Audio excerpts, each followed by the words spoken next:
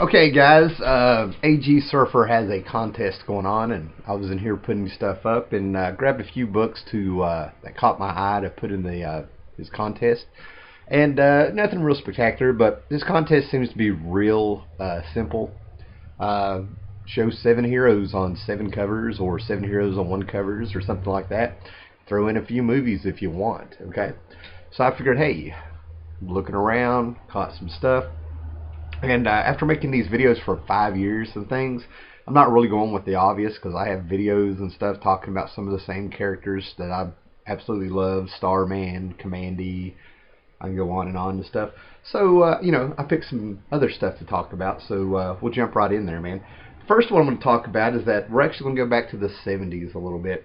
And talking about the 70s for me is really funny because, I turned 7 in 1980, and I vividly remember the 70s as a kid, through the eyes of a child, if you know what I'm saying. And one of the things I remember are the girls, okay? 70s girls, the way I remember it and stuff, they were truly unique. They were fun. They still had that mystery of the being the girls, about the way they the way they could put colors together. And back then you would walk around, and it seems like in every backyard, someone who had a daughter, there'd be 2 or 3 girls, and they'd be practicing their batons and things. And as a boy, you'd get a hold of the baton and you try to work it, and you'd just be amazed in all the little tricks they can do and everything. And it was nothing to turn around and just be walking around the neighborhood or something like that, and see them up on the roof just hanging out. They'd climb on top of the roof, and every now and then I still see some girls do that. Man, that's definitely a girl thing, which cracks me up. And but back then the difference is that I think this was a time where any girl who liked to get out and have fun and didn't mind getting dirty and doing things would be labeled a tomboy. That was the thing back then. You had TV stars, movie stars coming up like Tatum O'Neal, Christy McNichol, Jodie Foster and stuff, and that's what they would get labeled and stuff. But I remember that the girls would get in there and just like play with us. We'd be playing lawn darts in somebody's yard. They were right there. You go in the woods, and the whole neighborhood would be like in this little patch of woods where you had these grapevines you'd be swinging on, and the girls were right there, just as big as daredevils as everyone else and stuff. And that's kind of why I think I have this opinion of women that might be different and stuff, because where I grew up, they were right there in the thick of it, And the whole point, and like I said, there's this mystery and everything like that. It's cool. I think one of the movies I would recommend is The Virgin Suicides, to get what I'm saying. Just random. I got it up here, but I didn't get it down. But anyway, what's this got to do with comics? Well, what this has to do with comics is my buddy Steve Ogden, a couple years ago, sent me this Omega the Unknown trade. And I've got some random issues here that I picked up and everything like that. And this was a 10-issue comic book series that came out by Steve Gerber. He wrote it. Jim Mooney did the art, and they finished it up in Defenders without Gerber and stuff. And it takes place like in 1976 New York. And this book starts out with this boy, Jim Michael Starling, something like that. He's 12 years old, and he's in a car with his parents, and they wreck, and it turns out that his parents didn't die. They were robots to begin with. And he gets into a hospital, a private hospital, where he's very emotionless. Just very creepy in an eerie way. This little 12-year-old boy is very mature and seems to be emotionally stunted. And one of the nurses there, his name is Ruth Hart, who has a friend named Amber, and they end up becoming fostering the child, I guess. They end up just taking him in. And at the same time, you have this character that never speaks called Omega the Unknown. Now, by no means is it a secret that this is a Superman archetype, but the story is what is the connection between this boy. He keeps aliens keep trying to attack him, and Omega will pop up, and he's skulking around, and he's protecting him. And that's actually the backstory. That's wild. The magic of this book is Ruth Hart and her friend Amber that I've read. Now it's very interesting because this is a little bit of a chore to read, as in not that you're reading something bad. It's just that Steve Gerber has written a story that came out in the 70s, but I really think this thing was about 20 years ahead of its time. Because what he's done is that he's tackling things that this 12-year-old little boy with Ruth and Amber that are polar opposites. He's exploring, men, how they deal with their emotions, and women, how they are with their emotions. What is this little 12-year-old little boy who's been thrust without his parents into the grim, gritty, dark, nasty, cockroach-filled apartments of New York has to deal with in school and stuff, with racism and bullying and things like that. And Steve Gerber, in his writings in the 70s that I've noticed, is that he's always written this really nasty, I always think the man hated New York, or maybe he was given an honest interpretation of New York in the 70s. I don't know. But what he's done is Ruth and Amber are some of the most realistic characters I've ever read from this era. Where Ruth Hart is a nurse and her last name really describes her. Then you got you can pretty much guess what she is. She's a bit more traditional, laid back. She's not submissive. She's it's nothing like that. She makes her own money. She has a roommate. She's got her struggles, but she's got this big heart. Then you got Amber, who's playful. And she's the girl that Ruth would be the girl in the backyard doing the baton stuff. Amber is the girl that's on the roof, man, swinging on the grapevines with you, man. She sits there when she first meets the little, our 12-year-old kid here. She refers to him as Punk with a big smile, man. Long, straight hair, and the hip huggers and all that stuff like that. And as you go through New York with them and stuff, this is where the little bit of the chore comes, like, where's this going and everything. They're talking and everything. And Steve Gerber does this amazing thing to where you forget you're in the Marvel Universe. You got two characters who seem, very, very real, walking through nasty New York talking about things, and all of a sudden the Hulk pops up. And when the Hulk pops up, it's a very surreal feeling. You're reading a Marvel comic book, but by the time something happens like that, you're sort of like taken out of this real world, and, well, no, you're still in the real world, but the comic book world kind of comes in and makes this very surreal atmosphere in the book. Very good stuff. Of course, you have the mystery of what's the connection between Omega and the 12-year-old little boy. Is the little boy a robot like his parents, or is he not? Or what's going on? Is he traumatized by the wreck? Very good story. Now, staying in the 70s for a minute, I was very happy to pick this up. It's beat up, and I remember seeing it and stuff. But this is Evel Knievel, and yes, this is a hero. Okay. This was a giveaway that I think you got at Sears or something. And as a kid, as many people can remember, we had some of the toys of Evel Knievel. I personally had the motorcycle with the probably 6 to 8 inch figure on it that you would rev up on its ramp. And as you would place the motorcycle on this little device, and you would sit there and you would hear that whir, whoa, whoa, whoa, whoa, and then the faster you went, the more it would charge up the bike, and it would take off.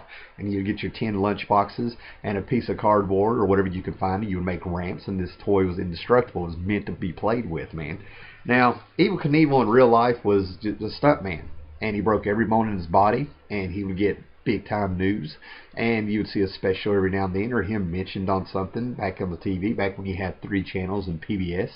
And but it's real easy to remember that you've always had some kind of daredevils who did high wire acts. You had people who would dive off of a 30-foot diving board into 3 inches of water and all this stuff. But what made Evel Knievel different is, of course, he went for the patriotic colors on his costume. We were coming up on the bicentennial and all that things. But what it was is that here's a guy that you would, they would show the footage in slow motion of him hitting the ground after messing up a jump, and his whole body was like a wave. And he would talk about all this pain he's been in and everything like that. Yet he would get up and do it again. And he was taking things that nobody had ever tried before with very limited equipment that was not built to do this stuff. And it was thanks to him that there's been like a lot of improvements in things. But he kind of got kids up and to go outside, and we would build ramps and jump and do things which, by today's standards, sounds like, oh my God, somebody's going to get hurt and stuff. But he taught you to get up again. And, it's not about the falling, it's the fact that you try and you're going to get up and you're going to succeed. He just lit this fire in a whole generation of kids and stuff that are my age.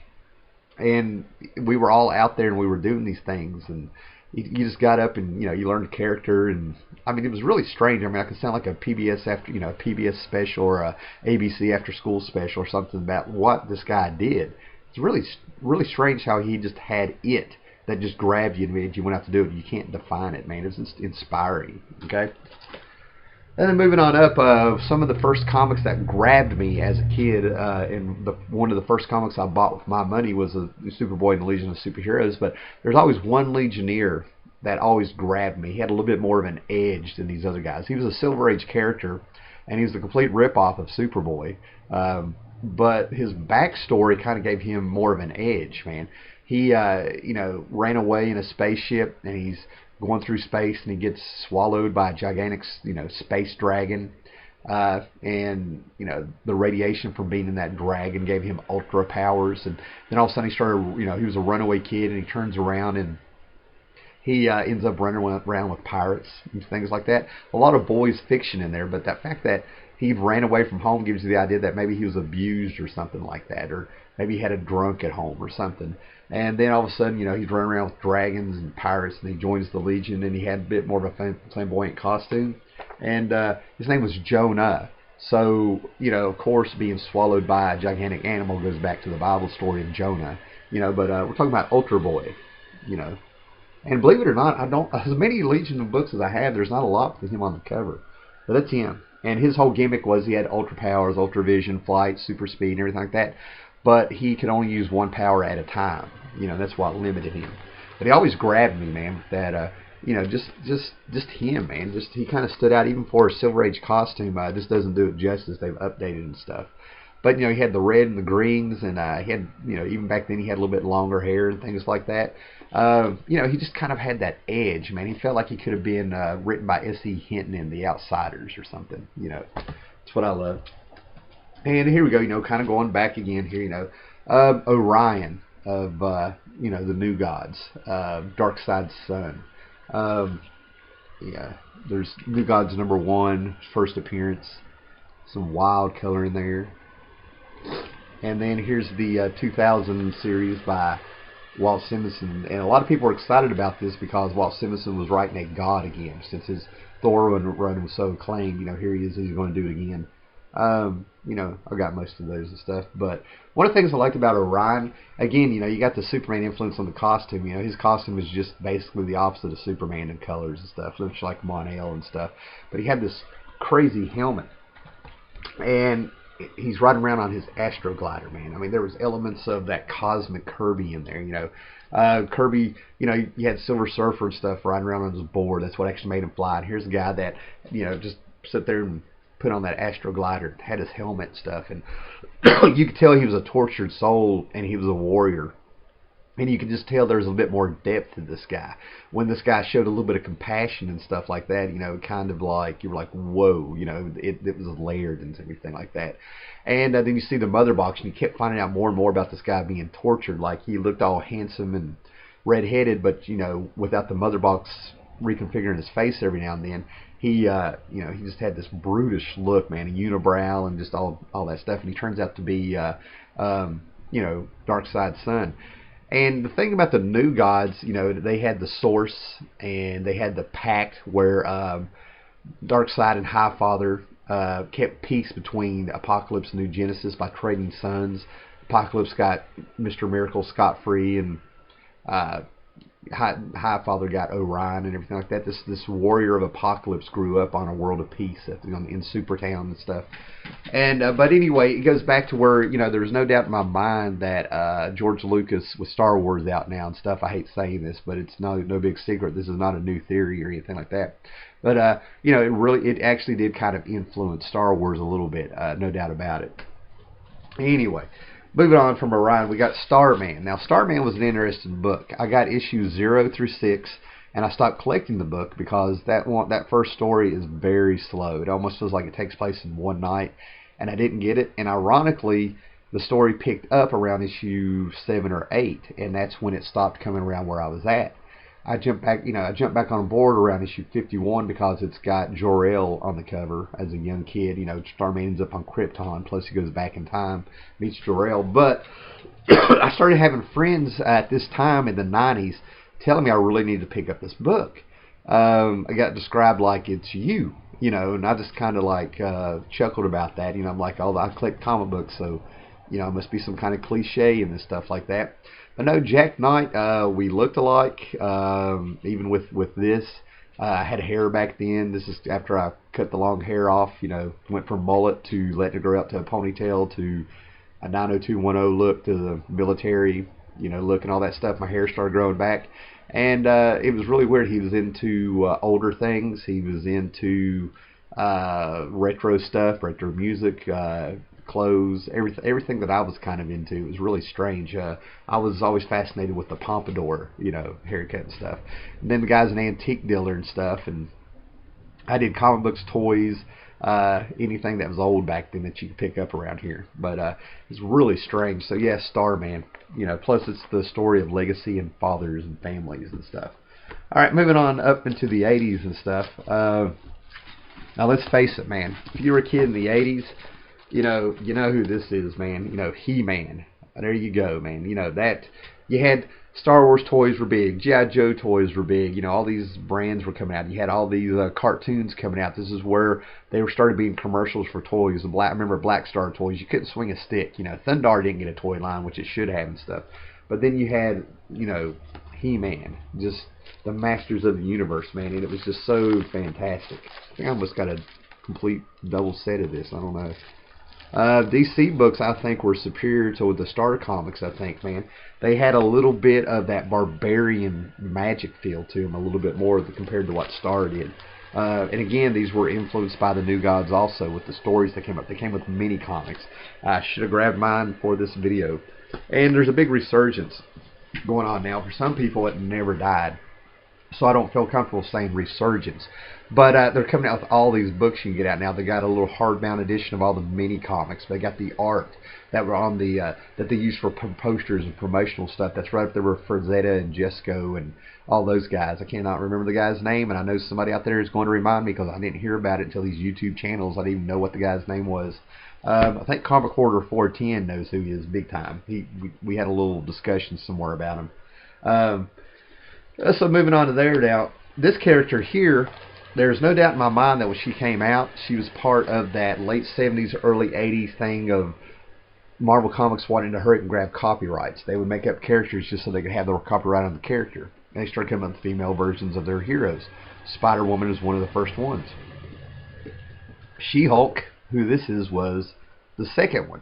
And they just did it so they might try to make female versions of the heroes, they would have the copyright on it. So that's why you got Stan Lee coming in, and that's a John Buscema cover. I can't remember if he did the inside of it, but you know, you had She-Hulk come in, and honestly, it was cool to have a female version of the Hulk. I think she has a lame origin.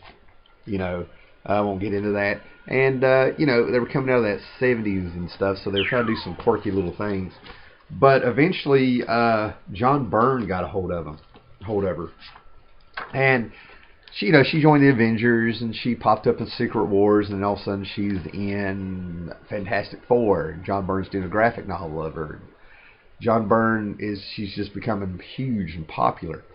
And I think that's the reason is I think what happened was I think John Byrne fell in love with this character, the She-Hulk. And I think as he wrote her and he drew her, it projected that love that he had for her, and I think that's what made her pop. So I give John Byrne all the credit in the world for She-Hulk having this big-time cult following. You know, she keeps coming back, and people keep trying to handle her, and you know, she comes and goes. You know, and besides of it being a female hero that somebody has that's strong and all that stuff, and powers and go nose to nose with the Hulk and stuff, it was the character that's kept her going. Okay, her sense of humor. She got to be with a sense of humor, a lightheartedness.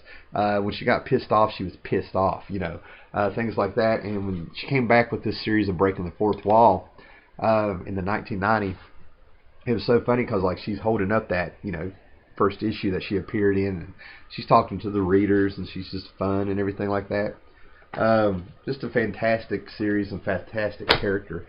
Even you know, I'm not going to go on about it. I could talk about She-Hulk all day and stuff, but she's the video that I made on YouTube probably about 4.5 years ago, where I just titled it John Byrne She-Hulk. It's up, and it was She-Hulk that popped my channel. That's when it broke. That's why my channel sort of broke as much as it's broke. You know what I'm saying? That was the one where it got noticed.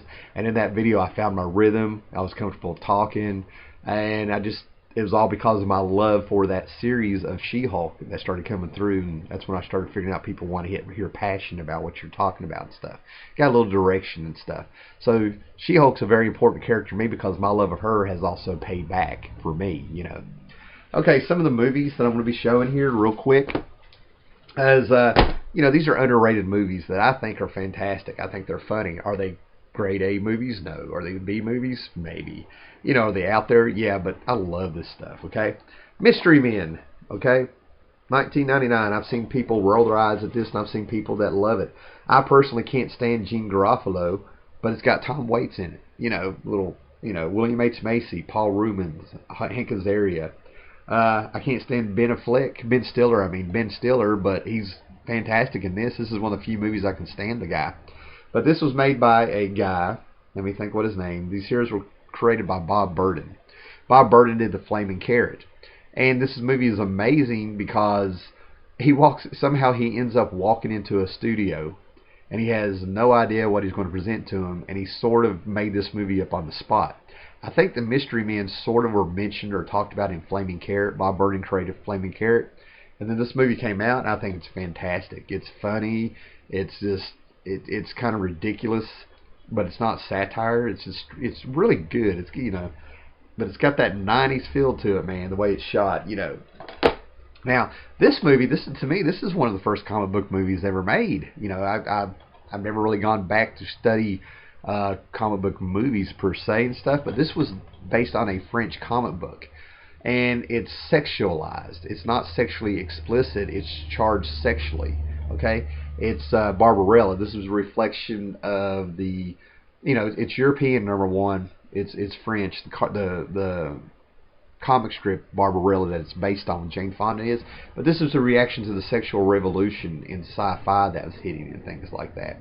And I love this movie. I'll go back and I'll watch it, and you know, it's deadpan 60s in the future. Barbarella changes clothes all the time. She's a little bit naive, you know, but you know, she's out to save Duran. You know, she's out to find Duran Duran. This is where Duran Duran got their name for their band, and because there's a character named Duran Duran in it.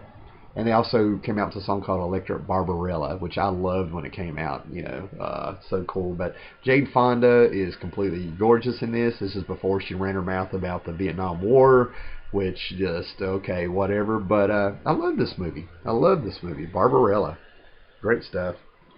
Now, the fact that this next movie that I have to bring up because it's loved, people want a freaking sequel. The fact that there is no the fact that we got two amazing Spider-Man movies and this doesn't get a sequel is, excuse my language, but it's a fucking crime against humanity, man. Dredd, where they finally got it right. And the greatest thing about this movie is that, as epic as it is, it's just a day at work. Fantastic. If you like Game of Thrones in it, Lena, oh, I can't believe I'm forgetting her name. So much stuff going through my head. Excuse me, Lena Headey is his mom. She's the bad guy in this, and she is brutal. Lena Headey, you know, she's on Game of Thrones and stuff, and I've seen her in a few other movies. The thing about her is that I think she is a true punk in spirit. I think she's sexy because of her attitude, but I don't think she's acting a whole lot in some of her movies where she comes at you. A movie that I think is the most underrated comic book movie ever made, and I'm in love with it. It's one of those movies with a handful of others that I actually have to hide from myself because I watch it over and over. American Splendor. Oh my gosh, this movie is so freaking good. Autobiographical comic brought to life. It actually has the creator and his friends in it, in the movie also, in little snippets. That's where you fall in love with the movie. They kind of like, you have the actors, Paul Giamatti's playing Harvey P. Carr and stuff, and they'll show the actors kind of like backstage, and they pan the camera around. There's Harvey P. Carr and all of them talking about jelly beans and stuff. It's freaking awesome, man. Just some of the greatest stuff. And I looked up, man, because I had a copy of this, and I sold it so I could get another copy that actually came with the comic book in it, my movie year. Fantastic stuff from the 60s all the way up to about when the movie's kind of released in a way, you know, where he's talking about it and panning. Story of a man of a life, and making your mark in the world, and Robert Crumb and David Letterman, and all of it just from, oh, so freaking good. Now, I remember talking about this when I got this movie. Don't know if I would recommend this movie to everybody unless you like independent movies. And I don't even like this guy, Rainn Wilson. I didn't have to look at it. And ironically enough, I don't even like Ellen Page, but I like this, you know, with them in it. It's got Kevin Bacon in it and Liv Tyler and stuff. I remember this came out through IFC or something like that. But it's super. And basically, if you like Kick-Ass, this, in a way, kicks ass Kick-Ass. Yeah, nobody's gonna make a blurb of that. But anyway, it's more in the real world, and it's a tad more violent, and some of the people are a bit more messed up and crazy. But at the same time, it's really low key. I mean, this is like you going to some freaking apartment complex on the bad end of town and meeting some of these people and stuff. Yeah, it's not as, yeah, see, it's kind of hard to explain, man. I mean, it's low budget, but the actors and stuff in there sell it. They make you believe. And yes, he inflicts justice with a freaking lead pipe, you know, pipe wrench. And one that isn't really a comic book movie, but I highly recommend it. If you like Napoleon Dynamite, if you like that feel of the Goonies, because by no means is this the Goonies. If you like something kind of fun and stuff like that, I recommend the Sasquatch Gang. Alright, I'm just going to leave it at that. Look up the trailer. Alright, check out AG Surfer's channel. Thanks for sitting in through there, guys. Next video I'm going to be is probably going to be the Christmas haul, because I've had 2 people send me stuff, and one of the packages is supposed to be here on Monday, so I'm just going to wait and see what they... This was a complete surprise. Complete surprise, and I can't wait to make that movie to thank them. Alright, later, guys.